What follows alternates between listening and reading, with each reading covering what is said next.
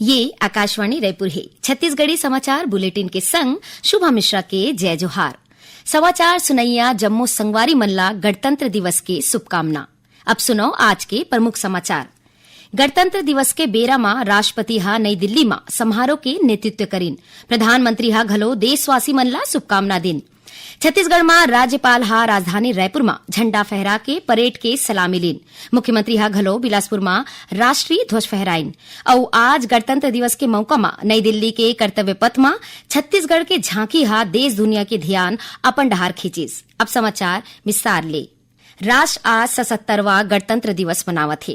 राष्ट्रपति द्रौपदी मुर्मू हा नई दिल्ली के कर्तव्य पथ में गणतंत्र दिवस समारोह के नेतृत्व करीन।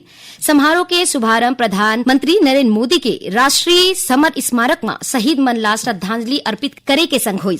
राष्ट्रपति परेड के मुख्य अतिथि यूरोपीय संघ के अध्यक्ष एंटोनियो कोस्टा और यूरोपीय आयोग के अध्यक्ष उर्सुला फॉन डेर लायन के संग एक औपचारिक बग्गी में कर्तव्य पथ पहुंचीन। राष्ट्रपति के राष्ट्रीय ध्वज फहराए के बाद राष्ट्रगान होइस और 21 तोप के सलामी देगिस। एबेरा में राष्ट्रपति द्रौपदी मुर्मू हा भारतीय वायुसेना के ग्रुप कैप्टन शुभांशु शुक्ला ला देश के सर्वोच्च शांतिकालीन वीरता पुरस्कार अशोक चक्र ले सम्मानित करीन। प्रधानमंत्री नरेंद्र मोदी हा कहीन कि भारत हा बहुत ही उत्साह और गर्व के संग गणतंत्र दिवस मनाइन। सोशल मीडिया पोस्ट में प्रधानमंत्री हा कहीन कि कर्तव्य पथ के भव्य परेड में देश के लोकतंत्र के मजबूती, संस्कृति, समृद्धि और राष्ट्र ला एक संग बांधे राखे वाले एकता के प्रदर्शन हुइस। उन्होंने कहीन कि परेड में भारत के अभेद्य सुरक्षा तंत्र ला घलो प्रदर्शित करेगी, जिन राष्ट्र के तैयारी, प्रौद्योगिक क्षमता और अपन नागरिक मन के सुरक्षा के प्रतीक बर अटूट प्रतिबद्धता दिखाथे।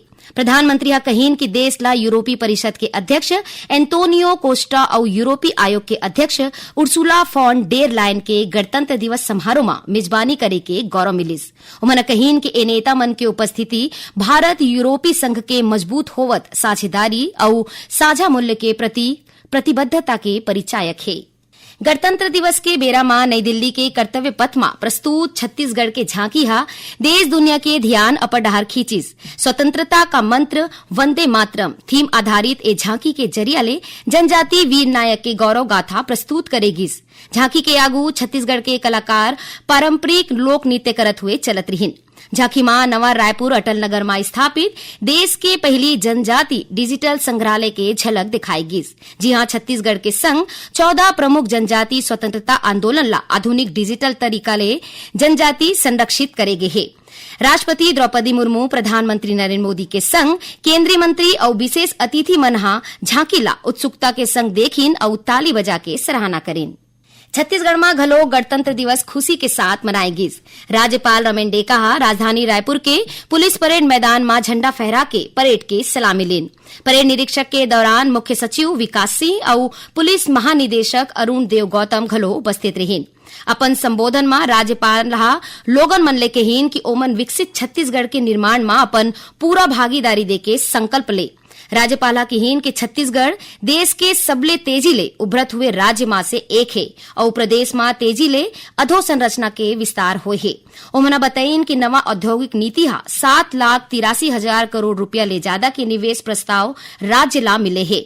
एखर ले बड़े पैमाना में रोजगार के अवसर बाढ़े है। राज्यपाल हा कहीन कि माओवादी हिंसा के खात्मा बर सुनियोजित रणनीति बना के काम करे जात है और बस्तर ले अवैया मार्च महीना तक माओवाद ला पूरा तरीका ले खत्म कर दे जाही। श्री डेका हा बताइन कि प्रदेश में केंद्र सरकार के धरती आबा जनजाति ग्राम उत्कर्ष अभियान और प्रधानमंत्री जनमन जैसन जरूरी योजना के माध्यम ले जनजाति क्षेत्र में व्यापक विकास काम कराए जाथे। समारोह में सीमा सुरक्षा बल, केंद्रीय रिजर्व पुलिस बल, भारत तिब्बत सीमा बल, केंद्रीय औद्योगिक सुरक्षा बल, सशस्त्र सीमा बल और छत्तीसगढ़ सशस्त्र बल के संग आने प्लाटून के टुकड़ी मन हा मार्च पास्ट में भाग लीन। एबेरा में राज्यपाल हा राज्य के पुलिस अधिकारी मन ला पुलिस वीरता पदक प्रदान करीन। उन्हें वीर लइका आर्यन खेश, राकेश मिंज, आशु देवांगन, मेहुल देवांगन और कुमारी हेमाद्री चौधरी ला राज्य वीरता पुरस्कार प्रदान करेगी। छत्तीसगढ़ी समाचार बुलेटिन आप मन आकाशवाणी रायपुर ले सुनत हो। छत्तीसगढ़ के खबर ले है आपकी वास्ता और खबर के विश्वसनीयता ले है हमार वास्ता। आकाशवाणी समाचार रायपुर के प्रादेशिक समाचार बुलेटिन के संगे संग हमार समसामयिक कार्यक्रम आप रेडियो के संग अपन मोबाइल में घलो सुन सकत हो। आकाशवाणी समाचार फेसबुक, ट्विटर और यूट्यूब में घलो हावय। हमार फेसबुक पेज हरे Chhattisgarh news on AIR, Twitter handle CGAIR news और हमार यूट्यूब चैनल हरे छत्तीसगढ़ AIR न्यूज। तो अब रेडियो के संगे संग आपके मोबाइल के माध्यम ले हम आप तक पहुंचत हन। छत्तीसगढ़ के हर खबर पर सुनत रहो आकाशवाणी समाचार। अब आगू बाढ़बो बाचे समाचार कोती। मुख्यमंत्री विष्णुदेव साय हा बिलासपुर के परेड ग्राउंड में होवैया समारोह में राष्ट्रीय ध्वज फहराइन और परेड के सलामी लीन। ए बेरा में मुख्यमंत्री हा शहीद सैनिक और पुलिस जवान के परिजन मन ला सम्मानित करीन। ओमन हा छत्तीसगढ़ पुलिस बल ला राज्य स्थापना के 25वां वर्षगांठ के पदक देके घोषणा घलो करीन। अपन संदेश में मुख्यमंत्री हा राज्य की उपलब्धि, जन कल्याणकारी योजना, नक्सल उन्मूलन के दिशा में होए प्रगति, किसान, श्रमिक माई लोगिन मन के सशक्तिकरण, शिक्षा, स्वास्थ्य, औद्योगिक विकास और सुशासन के बारे में विस्तार ले जानकारी देन। मुख्यमंत्री श्री साय हा बतायन कि जवान मन के अदम्य साहस और सतत अभियान के कारण प्रदेश में माओवादी हिंसा अब आखिरी चरण में है। मुख्यमंत्री हा आत्मसमर्पित नक्सली मन के पुनर्वास, बस्तर कैफे जैसन पहल और नियद नेल्ला नार योजना के जरिया ले प्रभावी क्षेत्र में करे जात विकास काम के जानकारी देन। मुख्यमंत्री हा बतायन कि प्रधानमंत्री आवास योजना के तहत प्रदेश में 26 लाख ले ज्यादा आवास स्वीकृत करे गए हैं और रोज लगभग 2000 आवास के निर्माण हुआ थे, जिन देश में सबले ज्यादा है। मुख्यमंत्री हा बतायन कि युक्त करण ले शिक्षक मन के कमीला दूर करे गए है। राष्ट्रीय शिक्षा नीति के तहत स्थानीय भाषा में शिक्षा दे के संग 9000 स्मार्ट क्लास और 22000 कंप्यूटर के व्यवस्था करे जाते। मुख्यमंत्री हा बतायन कि नवा रायपुर ला IT, AI, फार्मा और मेडिकल हब के रूप में विकसित करे जाते। समारोह में आने शासकीय विभाग डहर ले योजना मनु पर आधारित झांकी निकालेगी। ऐसने उप मुख्यमंत्री अरुण साव हा जगदलपुर में, विजय शर्मा हा अंबिकापुर में, केंद्रीय राज्य मंत्री तोखन साहू हा दुर्ग में और विधानसभा अध्यक्ष डॉक्टर रमन सिंह हा राजनांदगांव में होवैया गणतंत्र दिवस समारोह में शामिल होके झंडा फहराइन। एकर अलावा प्रदेश के आने जिला मुख्यालय मन में घलो राज्य शासन के मंत्री, सांसद और विधायक मन हा झंडा फहराइन। उन्हें नवा रायपुर स्थित जनसंपर्क संचालनालय में जनसंपर्क आयुक्त डॉक्टर रवि मित्तल हा राष्ट्रीय ध्वज फहराइन। संवेदनशील और नक्सल प्रभावित क्षेत्र सुकमा जिला के दुर्गम पहाड़ी इलाका के जेन जगह ला लंबा समय तक माओवादी मन के गढ़ माने जात रही, वहां आज घलो गणतंत्र दिवस के परब खुशी के संग मनाई गई। गोगुंदा के पहाड़ी में आजादी के बाद पहली बार CRPF के 74वां बटालियन के जवान मन हा झंडा फहराइन। ऐसने CRPF के 150वां बटालियन के जवान मन हा पालागुड़ा, पुरवर्ती और टेकलगुड़ा जैसन अति संवेदनशील इलाका में घलो राष्ट्रीय ध्वज फहराई गिस। उन्हें CRPF गुंडाराज जुगड़ में घलो झंडा फहरा के स्थानीय लोगन मन संग समन्वय बढ़ाए बर आने कार्यक्रम आयोजित करेगी।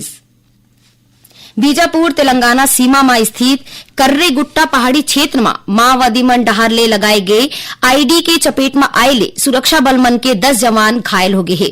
फिलहाल सबो जवान मन की हालत खतरा ले बाहिर है।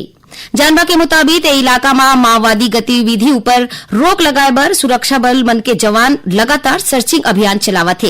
ए दौरान काली कर्रे गुट्टा हिल्स तीर गश्त के दौरान एक के बाद एक कतकोन आईडी विस्फोट हुई और ओखर चपेट में आके डिस्ट्रिक्ट रिजर्व गार्ड DRG के 9 जवान, कोबरा बटालियन के 1 जवान घायल हो गए। घायल जवान मन ला बेहतर इलाज देर रात सेना के हेलीकॉप्टर के जरिया ले रायपुर लाए गए है। बीजापुर जिला के पुलिस अधीक्षक जितेंद्र यादव हा बतायन कि अस्पताल में घायल जवान मन के इलाज चलत है। जगदलपुर में राष्ट्रीय राजमार्ग क्रमांक 30 में कुदाल गांव तीर आज तेजी ले अवैया मोटरसाइकिल और कार के भिड़ंत हो गिस। ए टक्कर इतना ज्यादा रहीस कि मोटरसाइकिल सवार युवक उछल के सीधा कार के बोनट में जाके गिरीस और मौका में ही उखर मौत हो गिस। आखिर में प्रमुख समाचार एक घौ फेर। गणतंत्र दिवस के बेरा में राष्ट्रपति हा नई दिल्ली में समारोह के नेतृत्व करीन। प्रधानमंत्री हा घलो देशवासी मन ला शुभकामना दिन। छत्तीसगढ़ में राज्यपाल हा राजधानी रायपुर में झंडा फहरा के परेड के सलामी लीन। मुख्यमंत्री हा घलो बिलासपुर में राष्ट्रीय ध्वज फहराइन और आज गणतंत्र दिवस के मौका में नई दिल्ली के कर्तव्य पथ में छत्तीसगढ़ के झांकी हा देश दुनिया के ध्यान अपन डहार खींचिस। एकरे संग छत्तीसगढ़ी समाचार बुलेटिन इहे सिरावत है। जय जोहार।